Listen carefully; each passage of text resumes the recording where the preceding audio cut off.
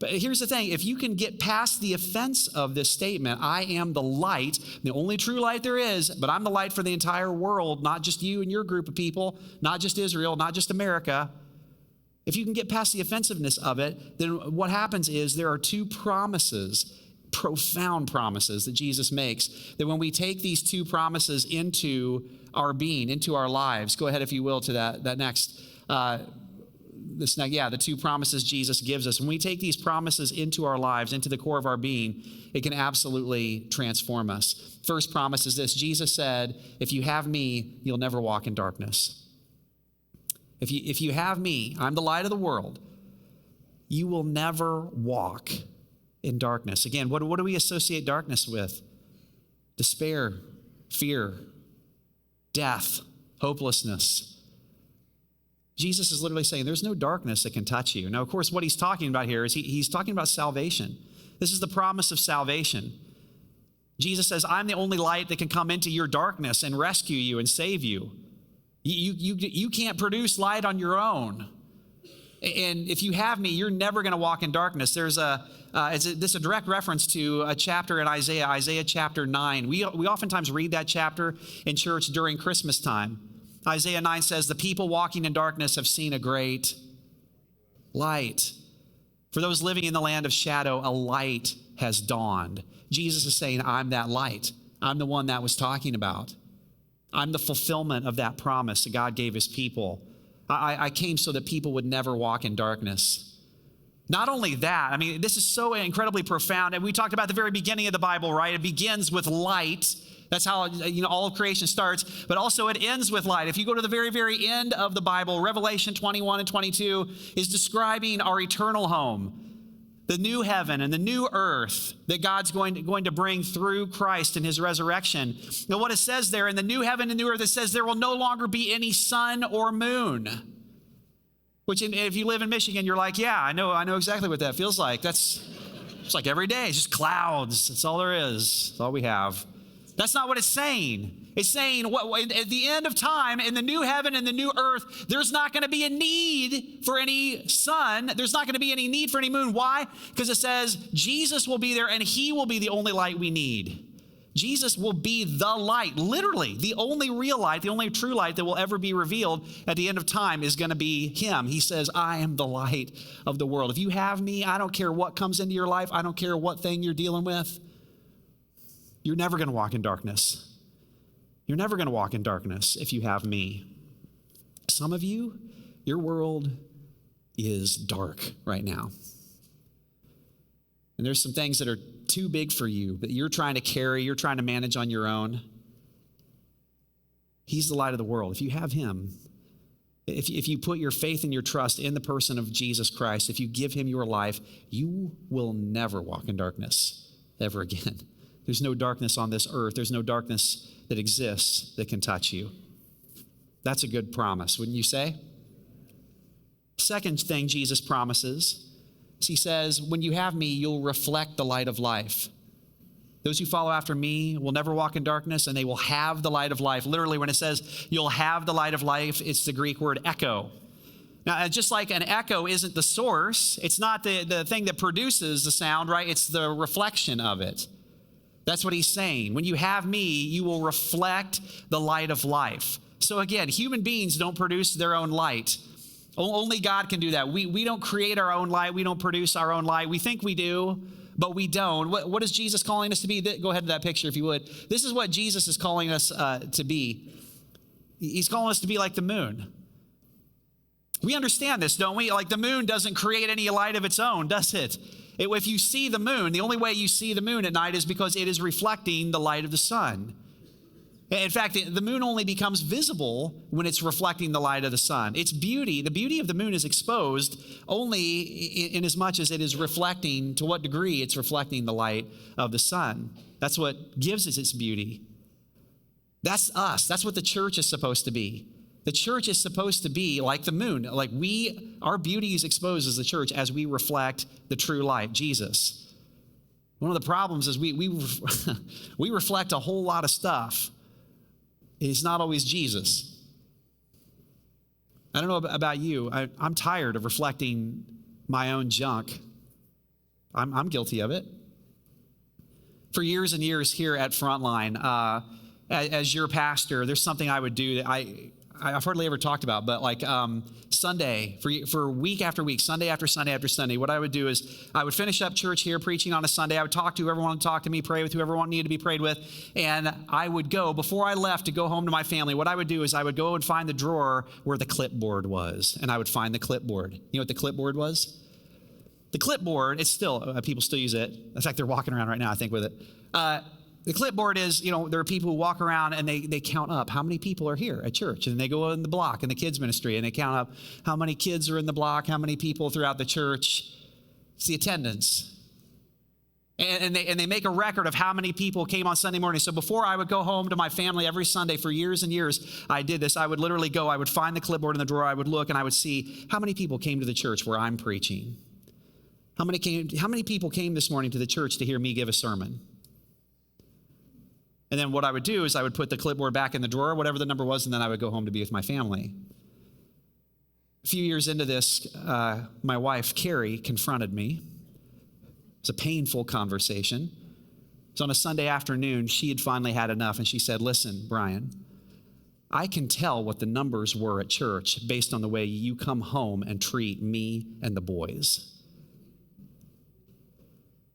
You walk in that door, I can immediately tell that if the numbers were good, because you're a great dad. You're a great husband. The boys want to be around you. But when you come home and the numbers weren't what you thought the numbers should have been, if enough people didn't come to the church, she said, I can tell immediately the numbers weren't what you wanted because the boys don't even want to be in the same room with you, and neither do I." She was right. I don't know about you, but do you have these things like this too? The numbers had become my light. The numbers had become the place where I was putting my identity. And so what was happening was I was placing all my value, all my identity. That had become, the numbers were my light. The clipboard, what it said every Sunday was the true measurement of me and how good I was and how successful I was. And so what I was doing then is I was going home to my family, the most important people in my life, and all I was doing is I was reflecting back to them my own inadequacies, my own insecurities, my own fears. And what I've learned is if I don't allow Jesus to transform my pain, I'm just going to transmit it to every single person around me. I'm just going to reflect it back to every single person around me. I'm sick of living that way. Are you? Are you sick of reflecting your own junk to your family, on social media, on the people you work with? I got sick of that years ago. I don't check the numbers anymore. I just go home and I just say, God, you get praise for whatever you did. Whoever showed up, whoever watched online, you get praise for that. It's a much better way to live. But when you make him your light, he's worthy of it all. It's about him. And then what happens is when you do that, you begin to reflect something different. You begin to reflect him and his light. It's a much better way to live. Is that what you're doing right now? Are you experiencing that? Are you reflecting the true light of life? Jesus says, when you have me, you're never going to walk in darkness. There's no darkness that can touch you, not even death itself. And when you have me, and when I'm the place that you're looking to for your light, you're going to reflect me to the rest of the world because I'm the light of the world. Those are these two incredible promises Jesus gives us. And then finally, two ways we can respond to Jesus' claim. And I'll tell you, I think this is the most important part of the entire message. Because up to this point in the message, everything we've talked about is just information. It doesn't become transformation until we actually take it into our lives and we say, what am I going to do with that? How am I going to allow the claim Jesus made about himself to actually affect my life? And so two ways that we can respond to Jesus' claim today, and both of them have to do with surrender. Because here's what I would tell you, we don't bring our own effort to this claim that Jesus makes. We bring our surrender. We don't bring our strength to the claim that Jesus made about himself. We bring our weakness.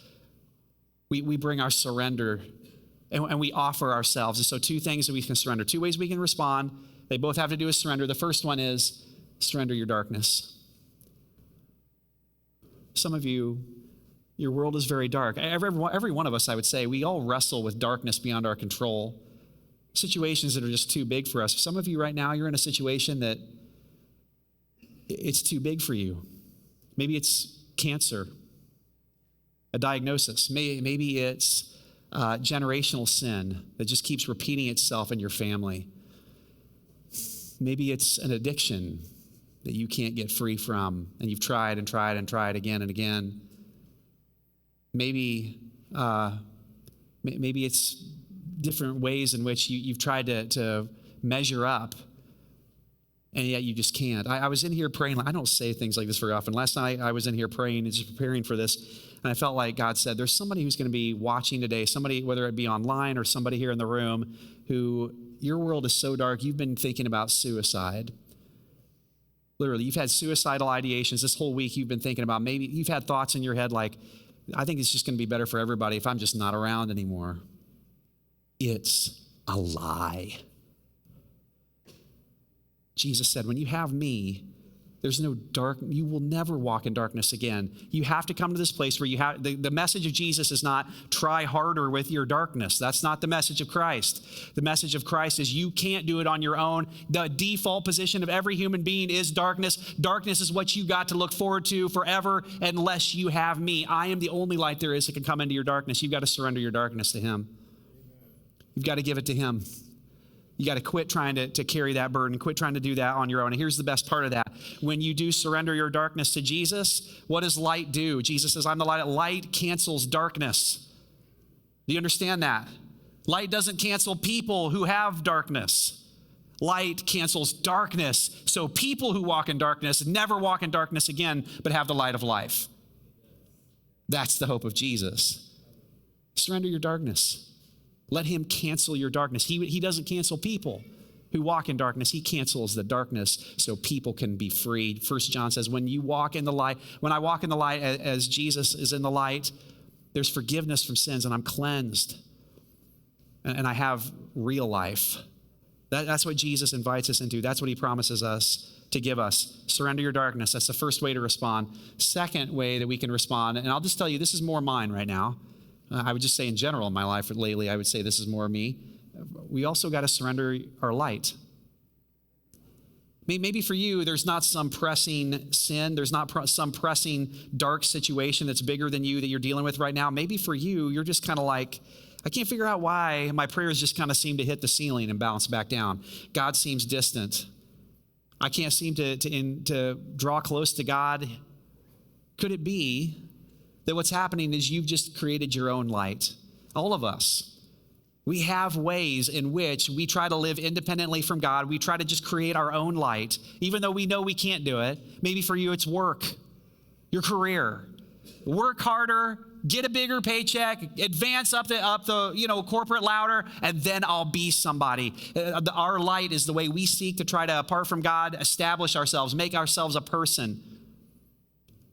Maybe it's money. If I just get a certain amount in the bank account, if I get to that point, then I'm going to be somebody. Maybe it's beauty, to be desired by others, to look beautiful, to get a certain number of likes and comments online, to stand on the scale and have that scale say a certain number. Then I'll be worth something. Maybe it's family. If I just marry the right person, we have 2.3 kids, and my family looks like this, and the box is supposed to look at. If I can just get my family to look right, then I'll be valuable. Then I'll have arrived. Then I'll be worth it.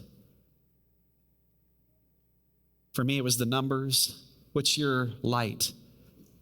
At some point, we have to come to this point where we're willing to just surrender our own light. Even our good things, not just our bad things, not just the darkness, not just the hard things, but if you really want God to draw near into your life, if you really want him to permeate every part of your life and to live these promises that he invites us into, even your good things, you got to lay on the altar.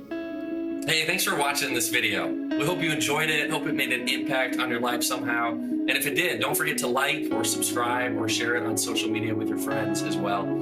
We always love seeing you. And remember that you can join us live every single Sunday. So hope to see you there.